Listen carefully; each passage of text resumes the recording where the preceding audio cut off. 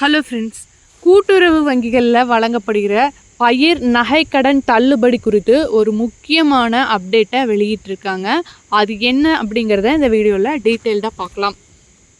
தமிழகத்தில் தொடக்க வேளாண்மை கூட்டுறவு வங்கிகள் மற்றும் கூட்டுறவு கடன் சங்கங்கள் வாயிலாக விவசாயிகளுக்கு குறைந்த வட்டியில் பயிர் மற்றும் நகைக்கடன்கள் வழங்கப்பட்டு வருகிறது. இந்த கடன்கள் மூலம் பெரும்பாலான ஏழை எளிய மக்கள் பயனடைந்து வருகின்றனர். ஆனால் குறைந்த அளவிலான கடன்களை வாங்கிவிட்டு திரும்ப செலுத்த முடியாமல் பெரும்பாலான மக்கள் தவித்து வருகின்றனர்.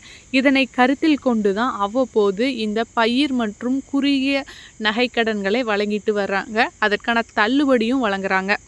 அதே போல இந்த முறையும் இந்த பயிர் மற்றும் நகைக்கடன்களுக்கான அறிவிப்பு வெளியாகும் அப்படின்னு சொல்லிட்டு அனைவருமே எதிர்பார்த்து காத்திருக்கின்றனர்.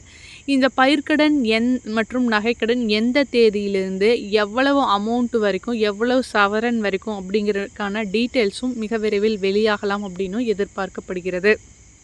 வருகின்ற சட்டமன்ற தேர்தலையொட்டி தேர்தல் அறிவிப்புகள் ரெடி ஆகிட்டு இருக்க இந்த நேரத்தில் இதற்கான வாய்ப்புகள் அதிகமாகவே இருக்குது.